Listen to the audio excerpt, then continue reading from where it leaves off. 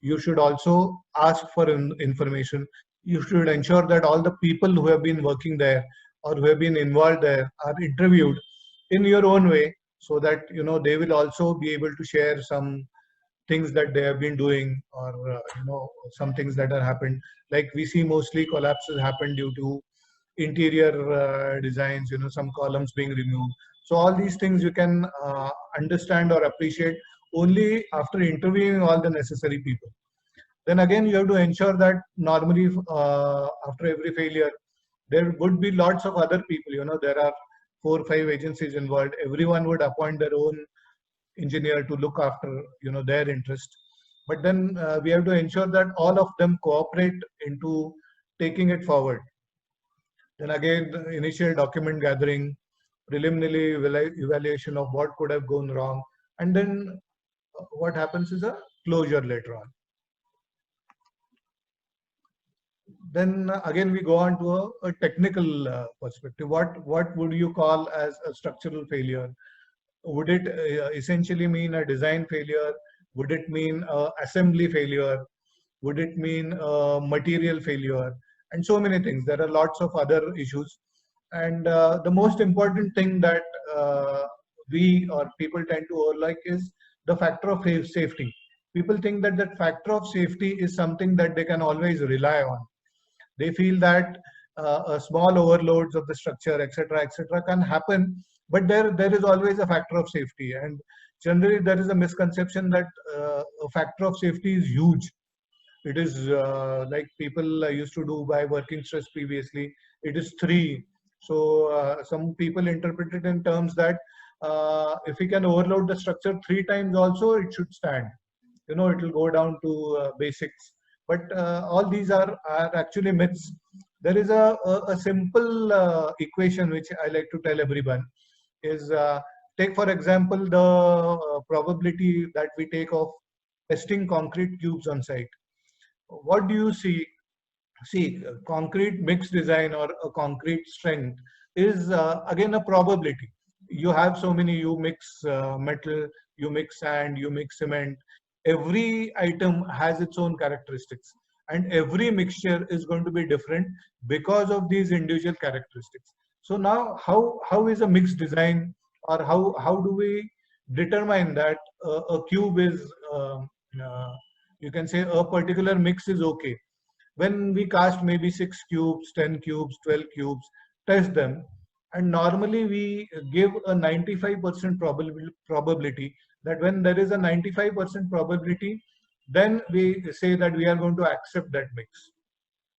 That sort of thing. Now we have 2 materials, maybe we have cement and we have steel also.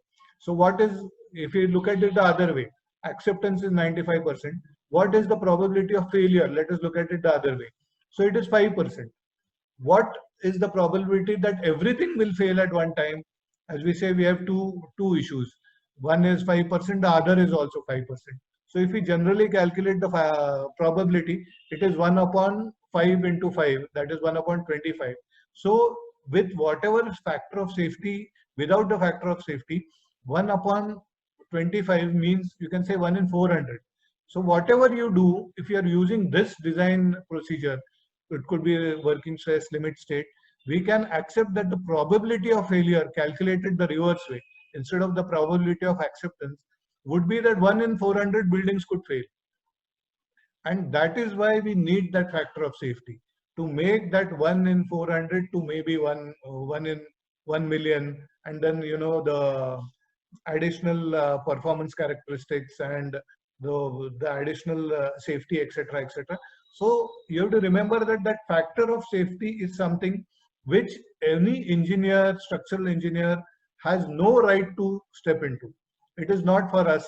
It is for those materials and whatever happens on site and other conditions only. So we cannot step into that factor of safety. We should remove that factor of safety part from whatever you are planning. The next is, what are the precautions to avoid any mishap? Especially we have to look at when a mishap has happened actually on site. Then when we go there on site, what is the first thing that we have to do? We have to determine whether that collapse is going to continue. whether the debris which is sitting there needs some, propping up, needs storage, whether it is also going to, lead to some further mishaps, etc., etc. And so that is the first important thing that you have to do. How can it be removed? How should it be dismantled, etc.? All those things. So there are lots of things that can happen. We have to take care of all those things. Then next we go on to what are the specifications, materials, workmanship, standard of care. Standard of care is an extensive topic. I mean, it is huge, and let us see if we get time, we will get to that. Then we can say what is the professional practice for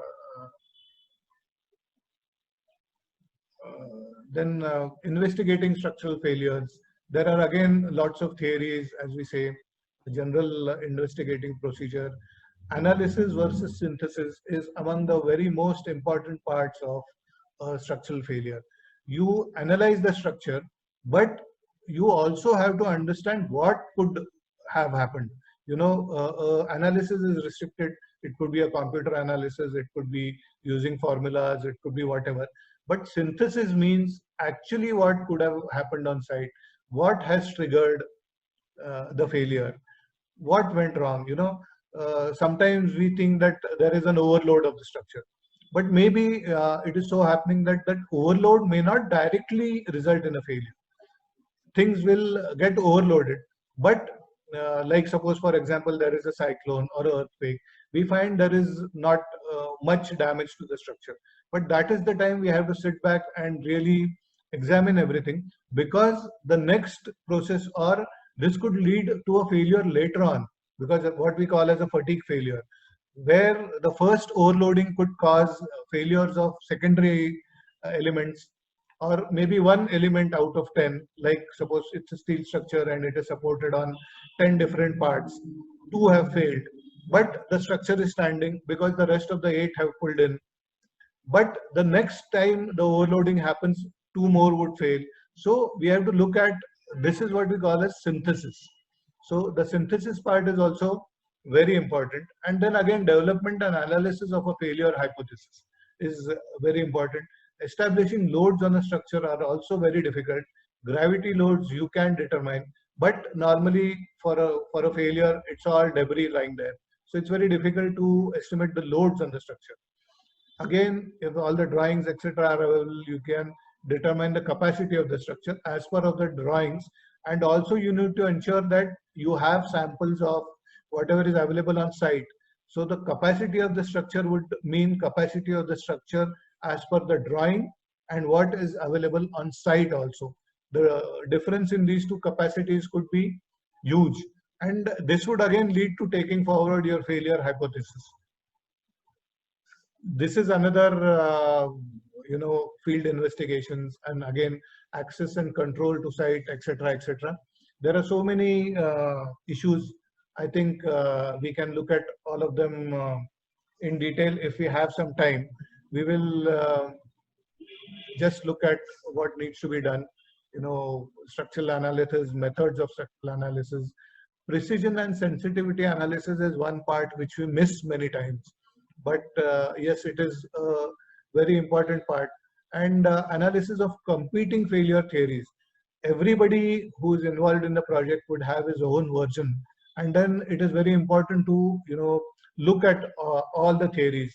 Maybe one element or in a particular theory would be right. And then the next part is closing the loop. You have to take all the data together, and you have to ensure that you prepare a report and you go on. Mostly engineering failures are due to loads, hazards, their nature, magnitude, consequences, wind loads, gravity loads. I think all of you are aware of these. So let us go on to the next. Most important nowadays are happening are the blast loads, which is, you can say, something that we are not following very meticulously. But blast loads and fire loads also. Fire, consequences of fire do lead to damage many times. Effect of fire on materials, especially concrete. You will find that loss of strength is one major issue with fire, which everybody is aware of, but what most people are not aware of is that fire is a catalyst for corrosion. If your building has started corroding and it is subjected to fire, then you'll find that the corrosion really explodes. And maybe our first interpretation would be that because of the fire, there is not much damage to the structure. But you will find that maybe 1 year down the line, the structure is as good as collapsed because of corrosion. So you have to remember that fire is a catalyst to corrosion. And you also have to consider that effect before you certify that the stability of the building is intact due to a fire. Then we have thermal expansions also from fire, which would have many serviceability issues. Again, explosives, gravity loads, determination of fire loads is also something. There's a small video which shows, you can say, the steps involved in a blast. Normally, our codes specify that we also have to look at blast resistance. I found this very interesting video. So we'll just take 2 minutes and have a look at this video.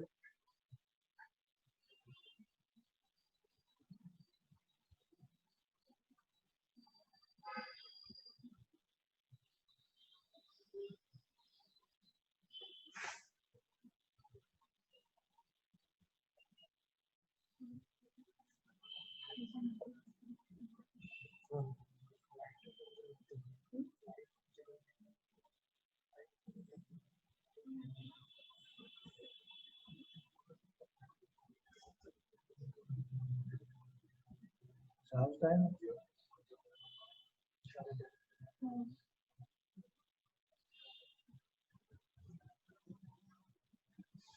It's a very nicely prepared model. You can see, you can take it slowly and it's a very sequential model also.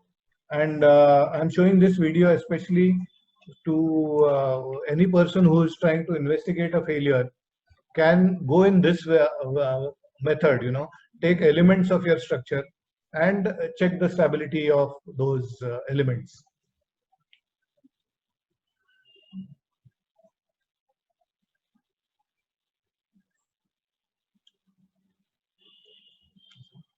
Let's go on to the next part.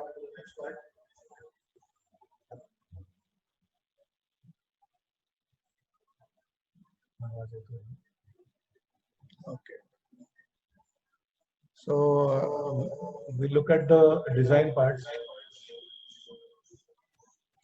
Yes. Stop video.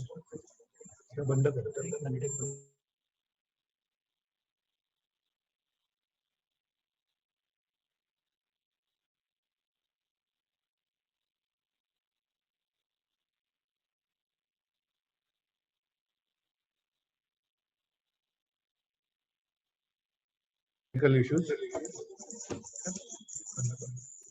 Hello. Yeah. Then as we go on to look at the design, before we go on to the design, I will just take a step forward in my presentation and go a little forward to case studies, because I want to show you some pictures and things like that, which would help in understanding whatever I've been showing you up to today. One very important part is this, which many have, even I have witnessed many times. A typical cantilever balcony slab that we do. Some textbooks, I have taken this photograph from a textbook and they recommend detailing in this way. But let me tell you, this is not a very good way of doing cantilevers. You have to ensure that the cantilever is in one plane. You should avoid these sunks. And the biggest hitch is this small king that is provided to the reinforcement. This is what is detrimental to the structure. You have to ensure that your top reinforcement goes back at exactly the same level at which it is at the time of, you can say, at the point of maximum bending moment. So avoid such glitches, you can say. This is what goes wrong. Again, if you look at this, I have drawn a plan here where there is a cantilevered balcony. There are three options that I've shown here. One is where the top of the cantilever is matching with your slab. This is, let me tell you, the best way of doing things. But again, this is as far as design is concerned. Next thing, what could go wrong here is again uh, the issues of, if you look at the second one where there is a nominal sunk provided, maybe for waterproofing or whatever. And again, the reinforcement, because the slab thickness is not so big that it can go back in one level. So there is a kink provided to the reinforcement. This is what is detrimental to the structure. Next, if you look at the third slide here, we have a sunk slab, a cantilever slab which is sunk. Again, this is a very difficult proposition. We see because of the sunk, the fixity is not achieved here. Even though you give the bars, they are anchored properly, you will find that if you're a contractor or a designer also, especially if you're a contractor, you will find that this is a cantilever, this is going to deflect. And it is going to deflect over with age. First year it would deflect maybe 5 mm. Next year it would deflect 10 mm. And there are going to be cracks generated in your waterproofing. So your waterproofing is going to fail. Next, that cracks will happen again at the face of the support. So there'll be water ingress starting from there and erosion will start. Next, when you have something which is sunk, another major issue is that if all the reinforcement has not been tied properly on site and proper chairs are not provided, especially for cantilevers.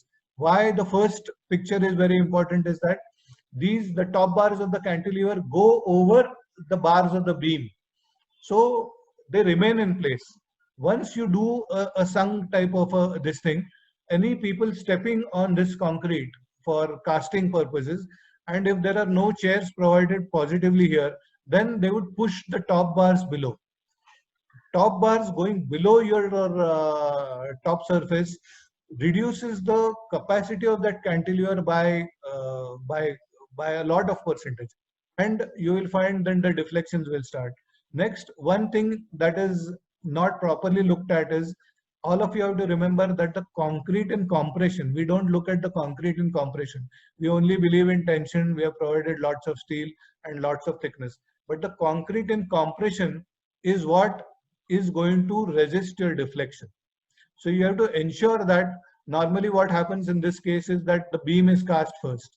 Then normally we know that the concrete is poured by hand there. And most of the time we find that the metal falls outside the beam.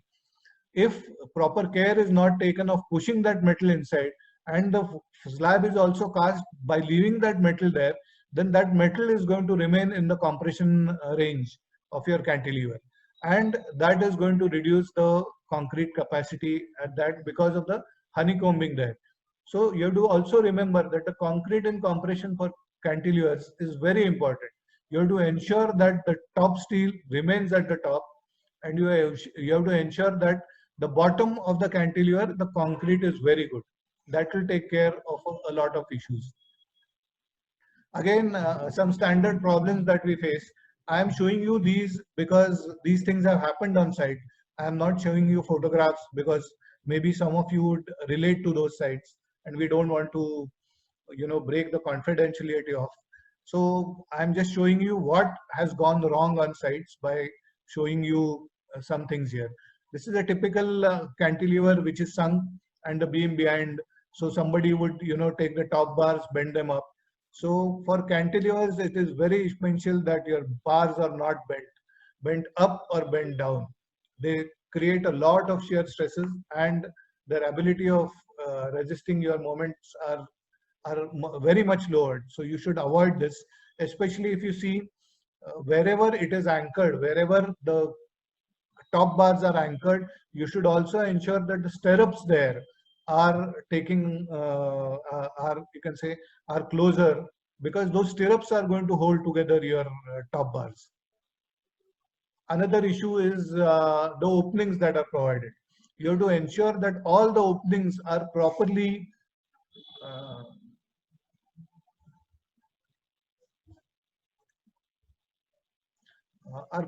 properly stiffened. we normally tend to neglect just by providing a single bar all around. But then that leads to cracks, and these cracks, especially if you have water retaining structures, could lead to failures.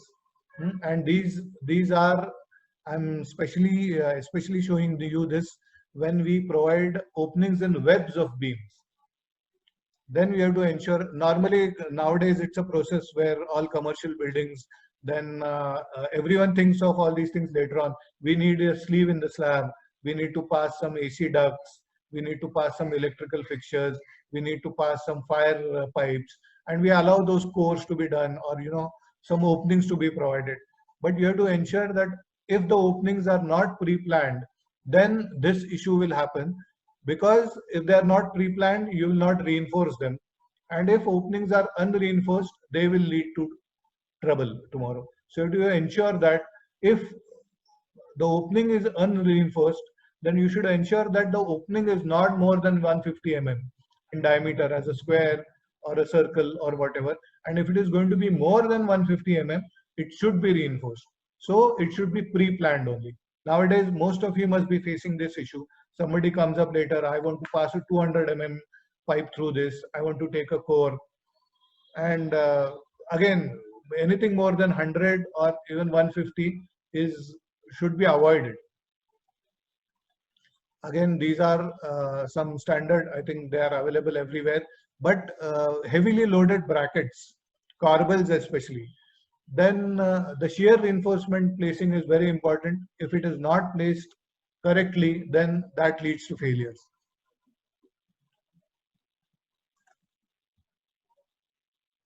Again, cantilever beam projecting from columns should be avoided, but if they cannot be avoided, at least you should look at the development lengths, etc.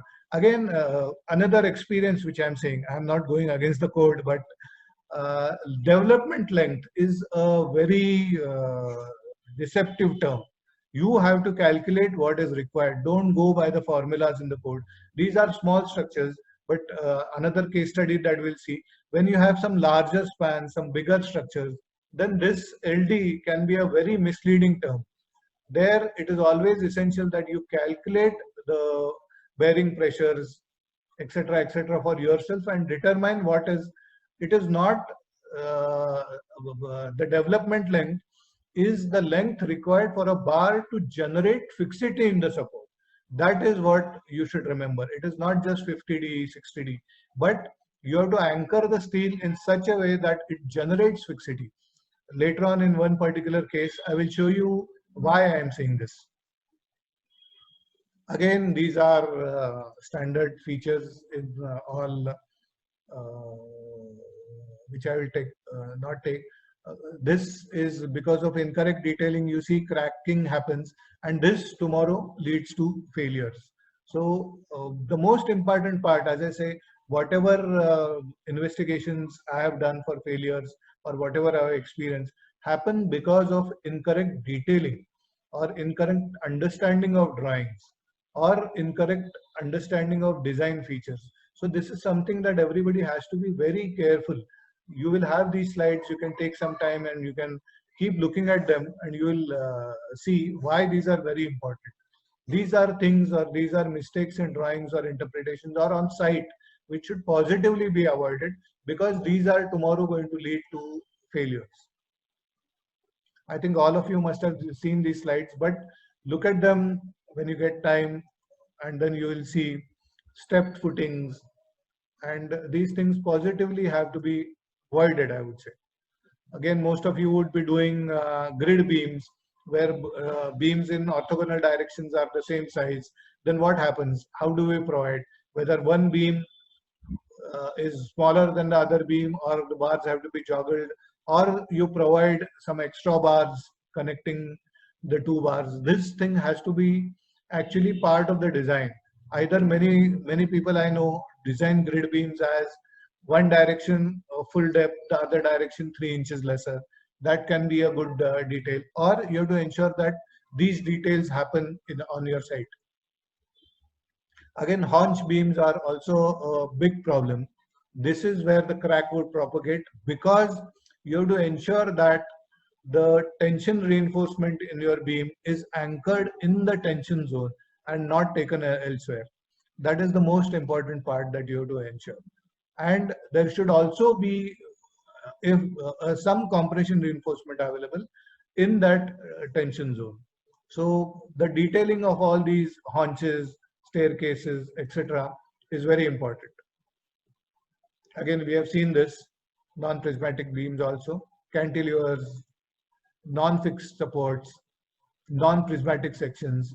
These are some very, if you see the first incorrect whatever written, these beams are, are very difficult to really do on site, and it's very difficult to predict their behavior. They could act like two self-supporting cantilevers, and our analysis is not valid many times depending upon the reinforcement provided. So you have to be very careful of how you detail the beam and how you have analyzed it, especially when they are at different levels and they are at different locations. Again, column reductions is one big issue which most of you take care on site, but then you have to be very careful of how they happen. The bars, how they are reduced. This is a typical example of a foundation where most of you do equipment foundations, and then we find that the corners where the impact is going to happen are not adequately reinforced, and then you will find cracks happening there. So you also have to, when you are designing these equipment foundations, ensure or look at where the load is going to act. The load is going to act on a place where the depth is lesser, then you should provide, especially corners. Again, main and secondary beams. These are typical examples which you see. So you have to ensure that there are some, hanger bars or something that get provided. Skin reinforcement. The issue is always whether the skin reinforcement should be provided inside or outside. Skin reinforcements are very important for deep beams because if it is not provided, the behavior of deep beams is drastically different to our normal beams. So skin reinforcement becomes a very important part of detailing. Again, detailing for staircases, for sawtooth staircases and regular staircases. You have to ensure that every tension zone, bars in tension are anchored in the tension zone only, and additional compression reinforcement is also available there. These are some common deficiencies that we see in detailing, but this is something that you have to really take care of. Again, you see the location of the crack here shown is very important. Depending upon the angle, the crack will appear. So you have to ensure that your tension zone is protected, and again, your compression zone is adequately reinforced. All openings or heavily loaded areas have to be reinforced. How to end your columns is also very important. Just a small 6-inch bend is not always sufficient. I will go on to another case study, Weaver investigation of failure. This is what we call as a wagon tippler. This happens mostly in coal plants, and we are just examining the type of failures. There are many types again. This is related to settlement. A wagon tippler is a huge structure where a full wagon filled with coal comes in. It is pushed from one side, so it tilts. All the coal falls onto a conveyor and it is taken quickly aside. This is only to ensure that normally coal is poured into wagons, and this helps early, you can say, emptying the wagons. And here we found that because of this particular structure, one part of this was settling down. Lots of investigations had been done, and so many. This is actually a very heavy structure, and these are our findings, you can say. We have to remember that this is a site which is close to the Ganga river, and water table is very high. There again, you can say the strata is silty sand or sandy most of the times. Because of sandy and increase in levels of water, increase and decrease in levels of water, what we call as a phenomenon of sand boiling happens. Sand boiling leads to drastic loss of shear strength. Now, I would tell you for this particular site, lots of investigations had been done, and they had determined on the basis of experiments what is going to be the depth at which liquefaction will occur. And it was ensured that the strata was, or you can say the foundation was placed beyond that depth. But what happens is, due to incremental loading and such a heavy structure being cast onto that particular strata, then sand boiling would happen at the lesser loaded areas, at places where the loads, or you can say the sulfate of the structure was not much. And there, because of that soil sand boiling effect, liquefaction would occur, and the settlement would start. While the other side, because of this heavy load, upheaval would start. And these two would compensate each other and lead to failure. So we have to remember that incremental loading analysis is also a very important part of loading all these issues. This is another typical failure, which, as I was telling you, this is about detailing. This is a desilting basin, a huge structure, 11-meter cantilever portals that we were investigating. You can see the base here is nearly 4.5 meters thick. The thickness of the wall at the bottom is 2.5 meters. And if you look at this, the area marked A, this is the way it has been anchored. Again, you can see LD is written there, but just LD is not sufficient to generate the fixity for this structure. The fixity happens only when the bars are anchored through the raft. And again, that is why I'm saying don't rely on that formula for LD, but do your own calculations.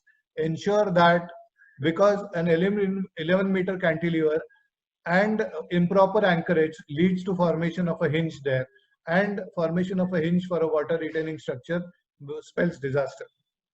I'm just showing you these pictures for you to understand the scale of the project. You know, whatever photographs you are seeing, you can see some JCBs and some people here, and you can see the size of the wall. So that is the scale of the project. When some disasters like this occur, then part of it was filled of water. The water gushing out from the structure led to all this underscoring. So the bottom, all the soil below the structure was washed away. You can see the bottom is exposed, and this is a huge loss. You can see how much water has escaped and how much underscoring has happened here. Okay. This is just a small video for you to understand the scale of the project. But again, I mean, what I'm trying to say, tell is the scale could be small or big, but understanding the basics of everything are very important. You can see the cantilever is nearly 11 meters tall, and one side was full of water, the other side was empty. And because of this failure, all the water gushed out from this side. And there was, I mean, this is so big that there had to be a construction hole kept there through which people would come inside and work and go out. And so water gushed out from that hole. You will now see that hole at one end. And water rushing out from that hole led to scoring from the foundation below. You can see here, this is a construction purpose hole left there, and that destroyed the whole structure. So huge structures taken care. This is another structure that we had investigated. A typical conveyor on a, you can say, typical cement plants or equipment handling plants. Pictures look very odd. This is the truss. The only issue was, normally this conveyor is in a straight line. It was fabricated as if it was in a straight line. But later on, to add to the capacity and, you know, to add to the, you can say, capacity of the silo, this was raised up. So they put up a small frame here, 2 columns, and the same structure was just hauled up and put up there. But the issue was, they did not consider that this is nearly a 30-meter span. Just those 2 columns would be subjected to bending moment. This is all a truss subjected only to axial forces. But those frames, unsupported on one side, braced only on one side, and a 30-meter span eccentric happening there, then those columns would fail. You can see a twisting action seen here. So that would help you to determine what has gone wrong. Otherwise, the whole structure, if you see these photos, everything is intact. That is what I was talking to you. You look at the location of failure and also look at the other side. So you have to store both what has failed. You can see the top chord here and you can see the top chord here. So all these things are very important. Documentation, photographs, and then you have to sit back and analyze your photographs. Whatever I'm saying right now are my personal opinions, and whether to take them or not to take them is entirely up to you. But whenever you are providing PEB on your sites and you are allowing the contractor to do a design and build, it is, I would say, it is your duty and your responsibility to ensure that the design is checked. Just nowadays, just to ensure that the weight of the structure is less, we are making lots of assumptions. Especially the biggest, as far as I am concerned, the biggest negative assumption is assuming pinned bases. It is very difficult to generate a pinned base for a structural steel member, and the deflections, especially now we are seeing that we are being, even Pune, we had this Nisarga cyclone, and in places around Sangli, Satara, Kolhapur, wind intensity is a lot, and these occasional storms, so to say, are happening. So we have to be very particular about the deflections that occur because of our assumptions. We have to insist on fixed basis because that is going to add to the robustness. We saw the previous slide, again the PEB. This is another, this is a big 67-meter span. You can see from the columns that again a pinned base as in assumed, a 67-meter span supported by a stay. But then these assumptions themselves are incorrect. You cannot allow your structure to, take deflections up to the limit. Any structure, maybe here the deflection limit would be 250 mm. But when you allow a steel structure to deflect 200 mm, that is going to cause lots of stresses on your bolts, especially fatigue failures. As I say, it is not going to fail on the first time that something like this happens, but it could fail on the second time, the third time, the fourth time. So your assumptions of design and your materials of construction are very important. PEB, again, nowadays the trend has changed. Previously, people would weld it only to one side or a seam weld. Again, that is the biggest mistake that you can say. If you are preparing a three-plated structure, you have to ensure that everything is welded together, because the stresses on every cross section are the same, or there are stresses on every cross section. So there cannot be any particular section where you are saying that, okay, I don't need to weld it here. Then what happens? That leads to stress concentration on your welded areas, and that is where all your assumptions go for a toss. So you have to remember that, like a rolled section, if you are preparing a plated section just to ensure lesser thicknesses, you have to ensure that it acts like a rolled section and every connection, every junction is welded properly. Another investigation that we had done, this is the tunnel which was just completed, the Rohtang tunnel. It was a very critical site, very difficult conditions on site. Half the time, one side of the working procedure was, you can say, under snow. And these are the Himalayas. We are all used to, especially in Maharashtra, the Sahyadris, very great basalt rock. All we have to do when we are doing a tunnel is bring a TBM and excavate the whole cross section. But here in the Himalayas, being a very young mountain, full granite, and granite is again a stratified laminated rock, collapses are so frequent that here tunneling has to be, if I'm looking at this cross section, you can see it has to be in 3 stages, not like we do here. The whole cross section is excavated, but you can say the top part is removed first, stabilized, then the bottom part is removed, and then the lower part is removed. Here the issue was of crown collapses. You can see that part of the tunnel is already in use and it goes on. And this is what had happened. The sides were stabilized, and as it went on, as further drilling was happening, the crowns for nearly 200 meters fell down. Again, this was again attributed to you know rocks, but these are critical elements. I mean, you can see how stitching had to be done near the crown, and you have to understand again the nature of the soil, the way things are being done.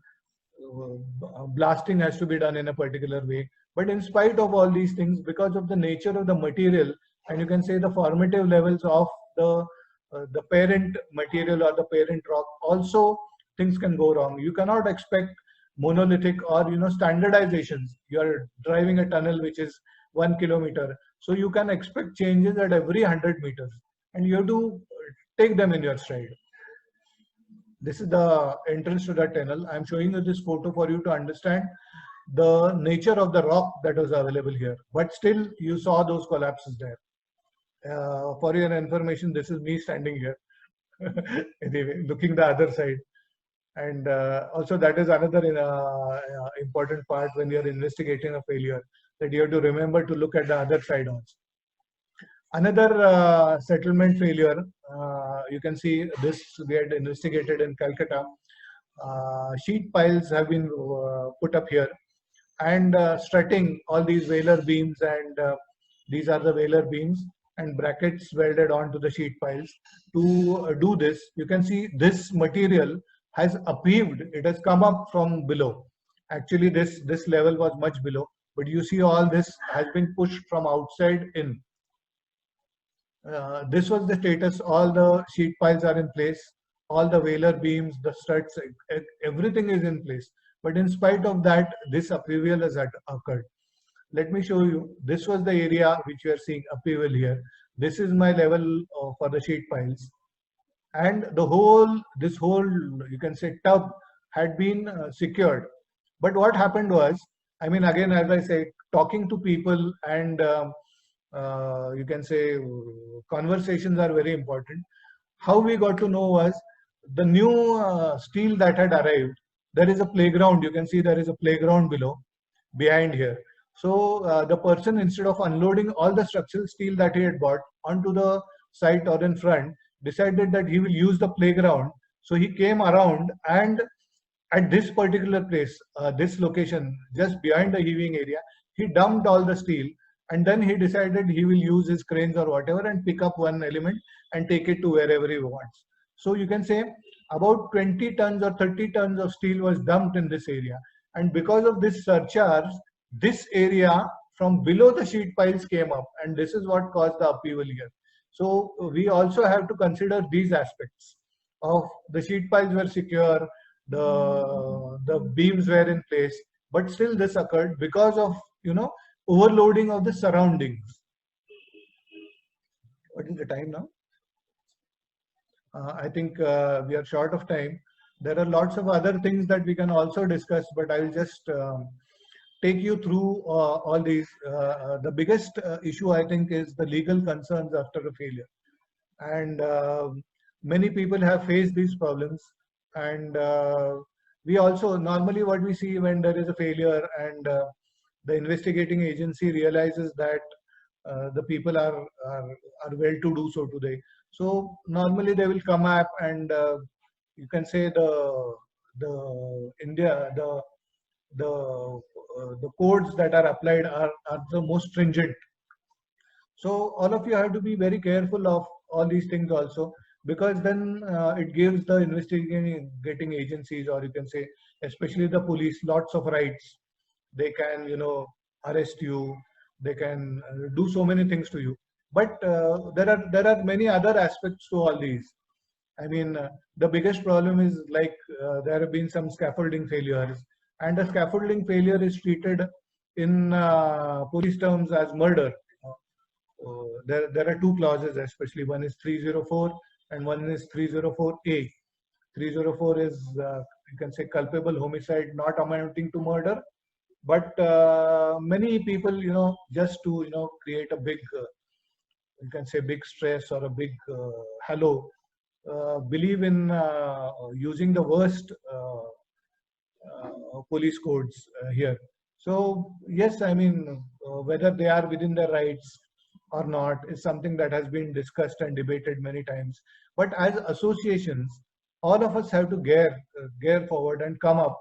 Construction engineers, structural engineers, everybody. We have seen that nowadays, due to failures, everybody has been affected. The people working on the sites, the people who are providing the designs, even the architects, even the licensing architects are being, so to say, hounded, prosecuted. But as associations, we have to come up, and we have to take some stand. We have to, we have to take it up with these authorities and ensure that everybody gets a fair chance. Everybody, it should be ensured that it's like doctors. Doctors will not be harassed till an inquiry has been done, and findings of that inquiry or an independent body determine that it is happening due to negligence. If people can prove that negligence, yes, I mean, whatever action is determined or is needed can be taken. But till such time, what happens today is that after a failure, everybody associated with that project, normally there is a board on the site which states the architect, the structural engineer, the site engineer, the owner, and the first thing to do is call all these people and put all the clauses onto them, and start prosecuting them. We as an association need to really take cognizance of this and go on and ensure that all our people, all our, you can say, members are not unnecessarily prosecuted. And again, there are different aspects to this. Like, there was a legal person whom we were talking to when we are saying that the police are putting the worst clauses onto us, and he seemed to be of a different opinion. He said, very nice, let them do it. Why do you insist on putting a smaller clause? Because for the police or for the court, it would be difficult. Like, suppose they are accusing you of murder. Tomorrow, when the case comes to trial, it would be very difficult for them to you can say, produce evidence to ensure that this clause is satisfied. In case they go on to a lesser clause, like maybe 304A, which is about negligence, it is easier to prove negligence than prove murder. So don't worry. But I mean, the initial effects of all that are very different. These are different perspectives. So the most important part is that it should be talked about. People should not stay away from talking about failures, from talking about actions taken.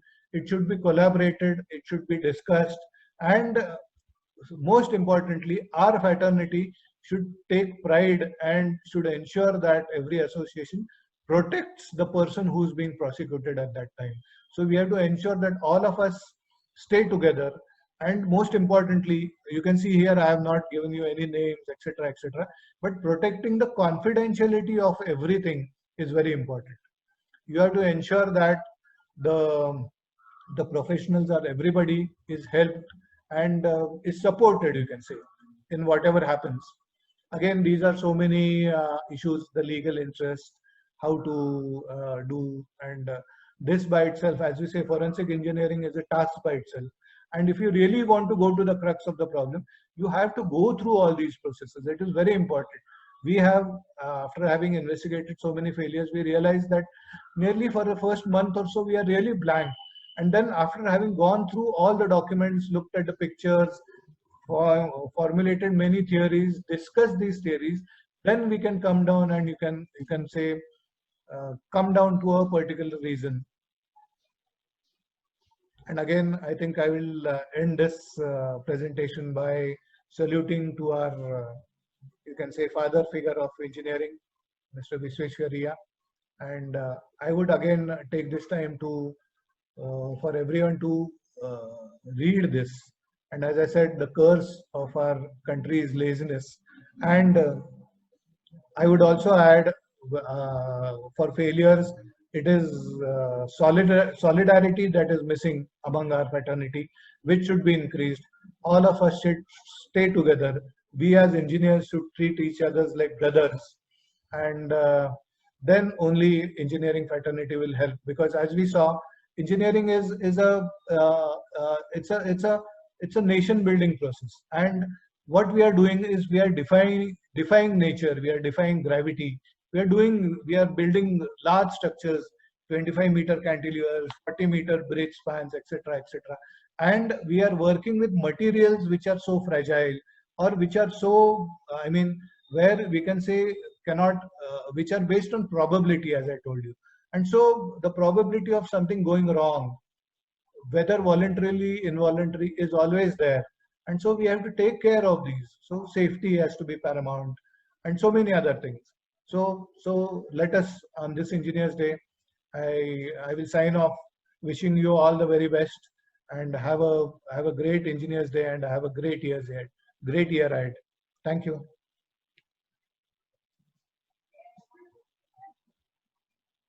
Okay.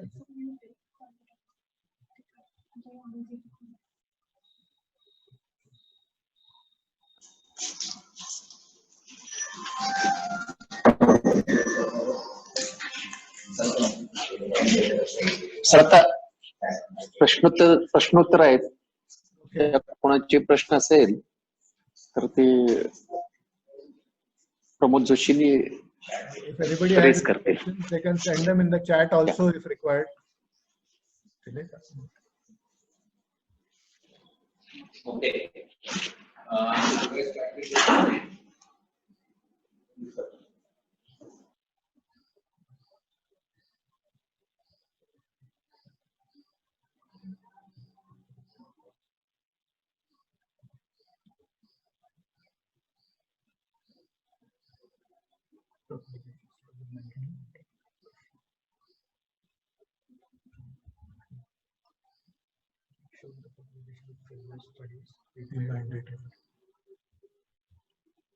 I can read some questions. Dr. Kalgal has asked a question. The biggest issue is the documentation of failure, and it is not available. Should the publication of failure studies be made mandatory? Again, that is a very difficult question, but yes, it should be available. I can say all those people who are interested in this sort of thing should, lots of documentation is actually available, but I am of the opinion that it should not be freely available, but it should be presented in bits and parts, so that, as we say, the most important part of documentation should be confidentiality. If that can be maintained and retained, and the rest of the things can be made available. As I said in most of my slides, I did not show you the photographs of what had gone wrong, but I took 2 drawing sketches and showing you where it could have gone wrong. So if everybody can do that, then people will understand what can go wrong, and they can take care. There are some, as I said, some very big projects like the tunnel project, or there are 1 or 2 that we didn't show here, where the scale or the scope of the project itself is so large and so huge that there are so many parameters that it is very difficult to address all parameters at one time. And so you can say Murphy's law, what can go wrong will go wrong. But yes, I mean, documentation is very important.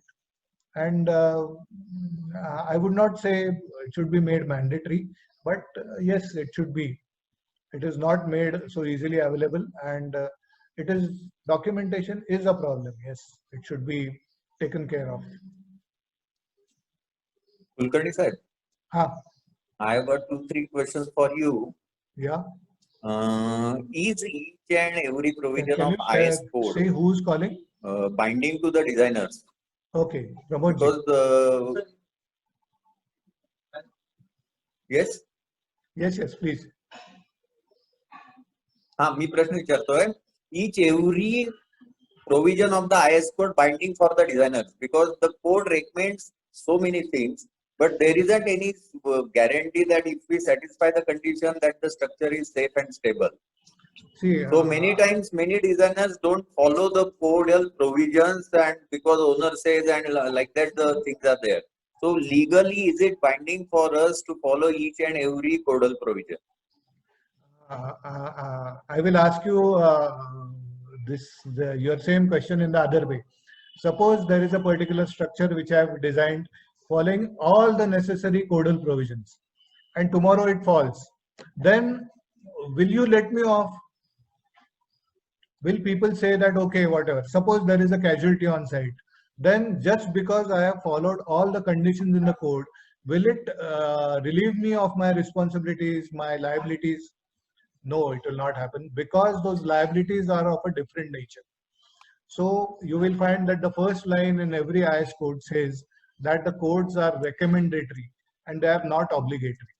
They can be made obligatory by any person deciding to use the code, like maybe the local corporations or maybe the institutions who are trying to build something. They can say that you have to follow this code. But in spite of following the code, as I told you, there are some examples where all the codes have been followed, especially the settlement issues. There are so many uncertainties that you cannot guarantee that just by following the code, failures will not happen, especially design failures.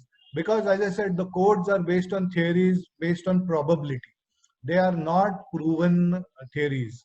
They are like concrete. We are all using concrete, which by itself, every batch of concrete has different properties. So how can you assign a particular, whatever you're doing is averaging. So you cannot thrust all the things onto that material. And so I would say, whether you want to follow the codes or not has to come out of your own personal experience. It should not be made mandatory. You can decide that these are the important clauses depending upon the type of structure you are designing. You have to be able to decide what type of structure you are designing. It's a water tank, you follow this.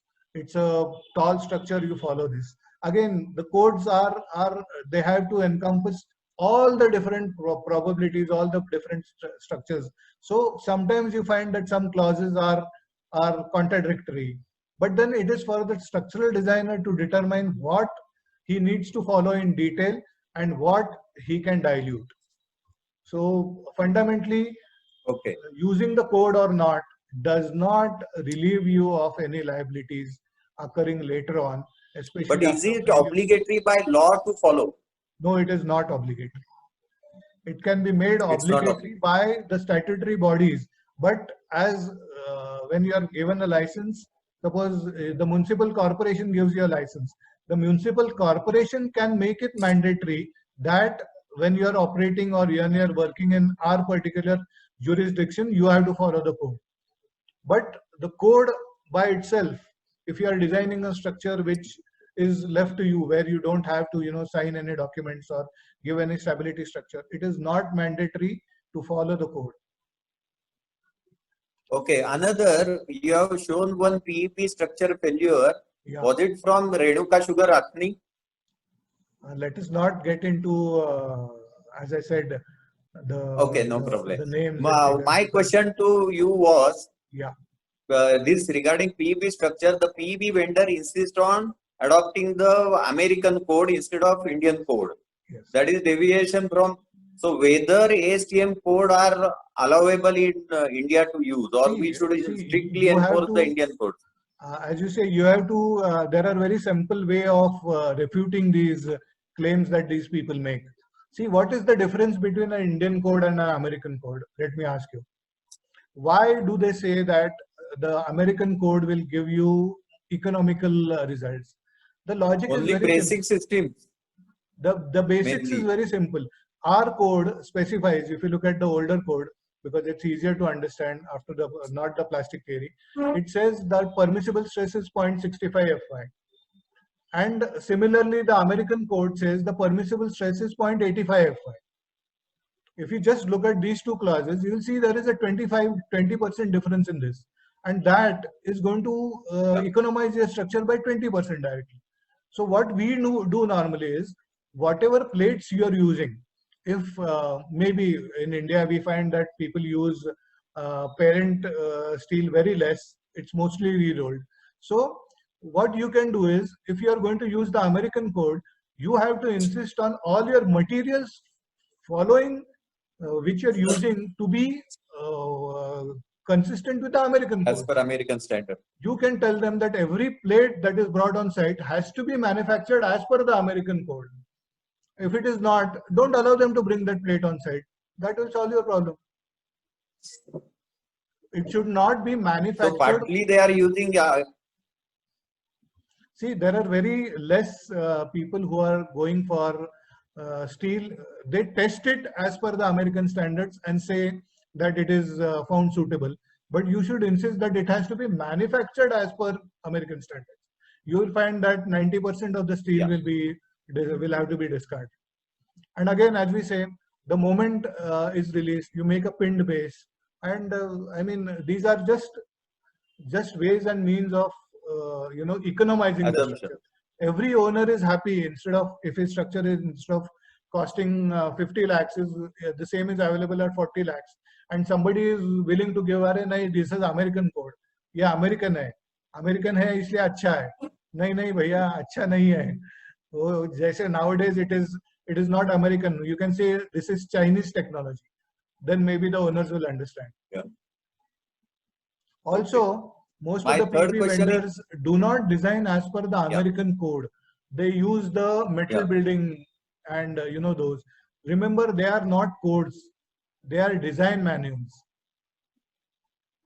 So you have to, if you can insist that you use the American codes, okay, no problem. But don't go You get American quality material. allow them to use the design manuals, or you should understand the difference between them. If you do that, it's very easy to counter these claims. Okay. Another thing nowadays which is becoming critical is geotech investigation. Yes. Because when we are going for large projects or this thing, geotech investigation is becoming the main criteria, core area where failures are also happening at large scale.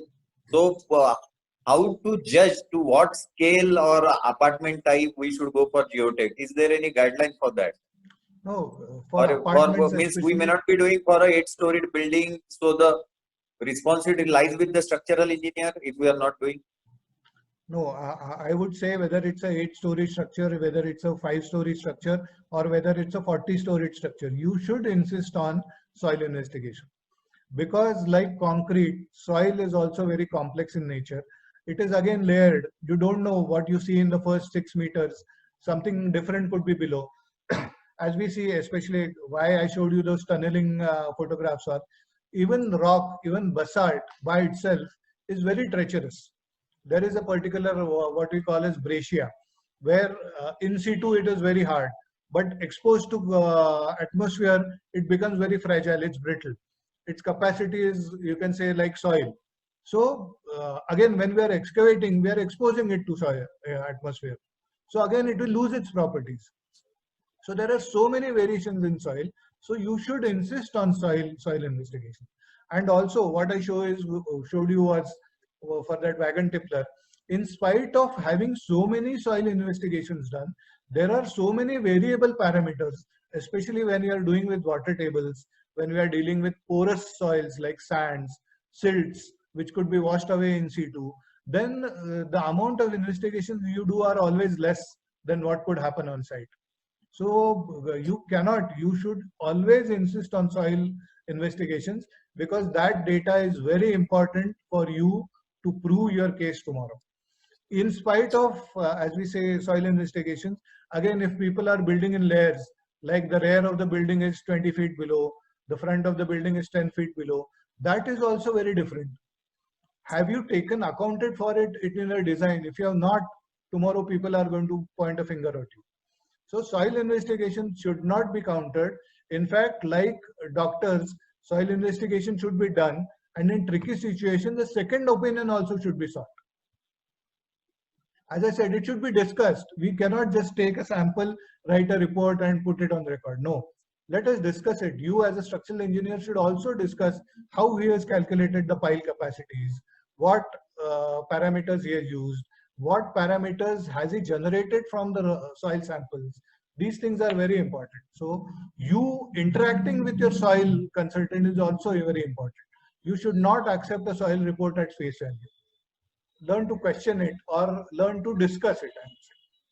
Yeah. The formulas they are using, then the references are doing can be misleading. They are very important. Whether those formulas are valid in that type of soil, again, you have to look at that, because you are using that as a base for your structure. So you cannot deny Then your coming to my final question. Yeah. Recently, in July 2016, we have got updated this 13920 and 1893, and very stricter provisions have come for the column width minimum 300 plus 12 times, 20 times the bar in the supporting beam, then grade of concrete and all those things. So column widths are increasing, but certain people are means because of insistence of the builder, they are maintaining 200 width and this thing. Now, luckily 150 has been avoided. 150 Yes. columns are not coming because otherwise in Solapur 25 years back, the people were crazy for this Yeah. columns of 150 this thing. But now it has been stopped. We are seeing at least this thing 300, but certain people are still going for 200 and suggesting that no, this is my shear wall. In same column provisions are providing, and they are suggesting that it is this thing. So all this now means awareness at IS level is becoming critical. They are making stringent provisions. Grade of concrete has been increased to M20, 25 like that. So how is your experience? How are the responses of the many structural engineers and brothers in our field responding to these provisions? Uh, I would say, see, all this happens from experience. I mean, these are the views that everybody has to generate for himself. What I recommend all those people who want to tomorrow become structural engineers is that you should spend time with some good people in the beginning. So you get to know some good practices. So you form some very good opinions. You start analyzing, and you see, once you start analyzing and once you start looking at the results, you will understand what forces are subjected to. I mean, it's very simple. I used to tell all the young people is that previously we used to bring all the sand, metal on site, cement on site, and then we would bring a mixer and a lift and put everything there. So I used to tell them, just think, you are casting a slab, you have brought 10 trucks of metal, maybe 10 trucks of sand, and maybe 500 bags of cement. And in that one night, all this goes up. Nothing is remaining. So can you imagine the weight that whatever you are putting up there is supposed to carry? Once you realize the scope and you know what you are doing, once you give them a small simple slab design or a column design or a beam design, and once you understand the complexity of it, and once you understand the responsibility being given behind that design, then all these issues will become very I think the IS code, as I said again, the IS code is for people who do not design. If you design, then you will not require any codes, etc. Then you have to be confident of your design and go on. It is for people who use thumb rules, calculations, non-standard practices. For them, the IS code is there. For a good structural engineer, he does not require any codes or any impositions. Whatever you do, if you are confident of your design, then you go on. And as we say again, the concrete grades are increasing because as we see, there are so many. We are allowing fly ash, we are allowing GGBS. We cannot generate M20 concrete with 30% fly ash. In fact, we should not. So I think the code provisions are in that way. The materials are changing. So the provisions also need to change to accommodate all these materials. And we as engineers have to understand why these changes are happening. We just cannot say that it's becoming stricter. No, that is not the case.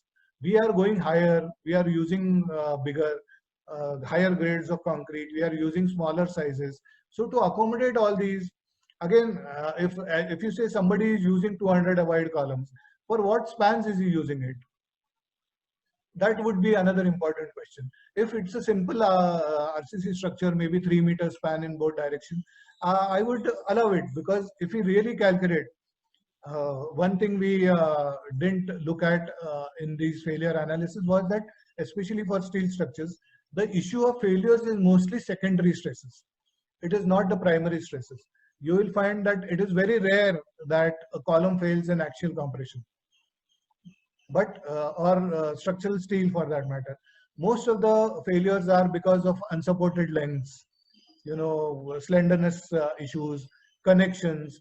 So that is where a structural engineer is, if you have really evaluated your structure and if you have done your designs correctly, not partially, I design the columns and go on. No, look at the bond stress also. look at the bearing pressures also. If you have done all your basics right, then I don't think you will require any codes. And then all these issues will not crop up. Depending upon the type of structure, it will be for you to determine whether you require a 300 wide column or a 230 wide column. And if you feel that 300 is good enough, you can go with that. So IS codes are for people. I mean, it's a very bold statement, but yes, it's for people who don't design. Okay, that's good. There are certain questions on the chat. Yes, Dr. Kalgal. How are you, Dr. Kalgal? It's a great privilege for me that you are attending my program. I would take this opportunity to tell everyone that Dr. Kalgal has been, you can say, a father figure for all of us. Thank you, Dr. Kalgal, for being here. And his question is that many people do not carry out construction stage analysis.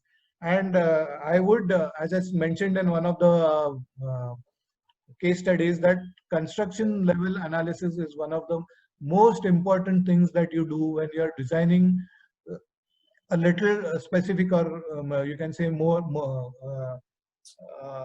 a little complex structures. That incremental load analysis, construction stage analysis is really, really very important. You have to go through that part. And again, if I go back to the question which Pramod ji had asked, the code is not very, you can say, vocal about these analysis. But as you say, with experience, you come to do all this. So if you are a structural engineer, then the code will not tell you, "Kiara, do this analysis." But for you, it is for you to understand that this type of structure is going to require all this construction stage analysis. And I would also say, like when we are designing next to the Ganga, flood-like situations, we have to account for all these. The changes in the variations due to weather, exposure conditions, etc., have to be taken into account. What was your observation about this recent Mahad failure? Sir, let us, as I said, let us not get into that. Maybe once we have all the documents or information with us, we will prepare sketches like this and show people what can go wrong. And those people who are intelligent enough will understand what went wrong. Yeah.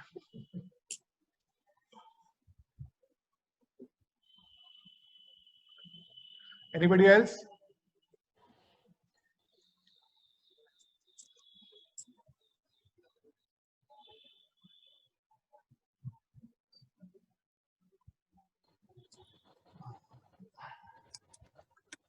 I do not see any more questions. If anybody has any questions, almost they can... questions are over. Okay. It was nice interacting with you. Thank you. With your vast experience in all types of structures. I tried to, put together different aspects, and as I told you, the many times the scale of the project itself puts so much pressure on the structure itself. So there are so many things that you have to take care of.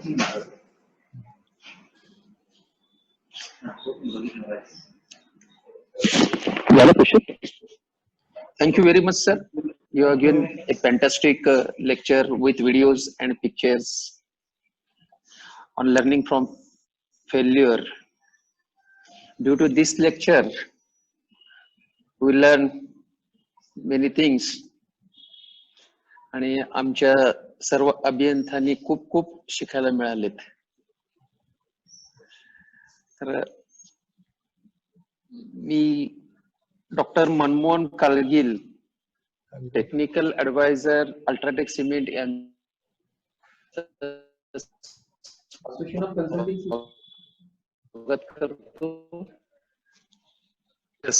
विनंती.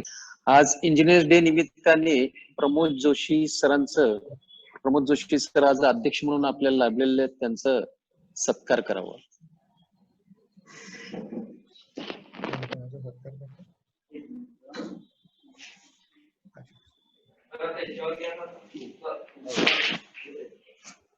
ह्यांना बोला तुम्ही बोला की माझा camera हे करा म्हणून.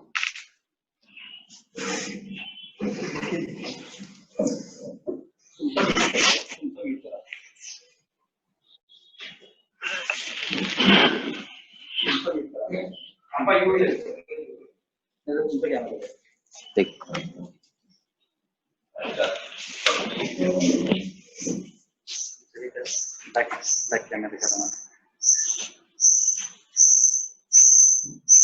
Camera द्यायचं ना. एक मिनिट ते नको ते राहू दे ना.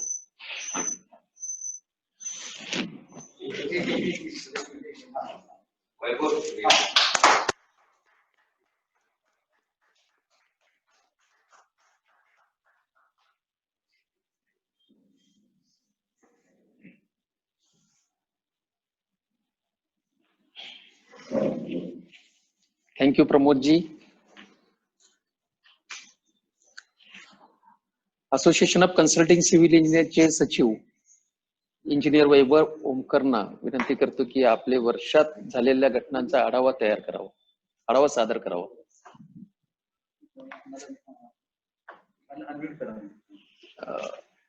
कुलकर्णी साहेब, वैभव ओमकरना अनम्यूट करा. Yes, okay.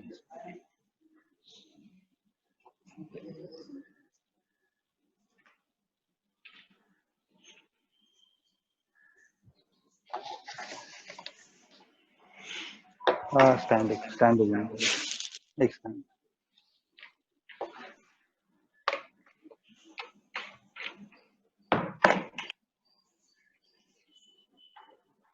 तुमचा म्यूट करा. Good morning dear friends. आवाज येतोय? हा आवाज येतोय का?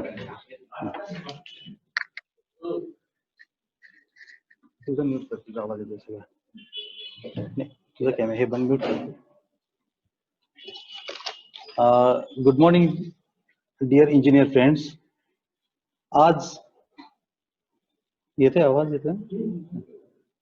आज अभियंता दिनानिमित्त सर्वांना अभियंता दिनाच्या शुभेच्छा.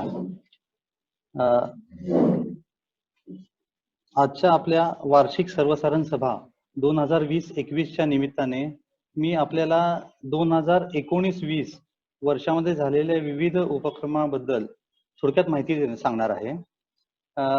दरवर्षीप्रमाणे या वर्षी सुद्धा आपण असोसिएशनने नाविन्यपूर्ण असे कॅलेंडर छापले आहे. त्यामध्ये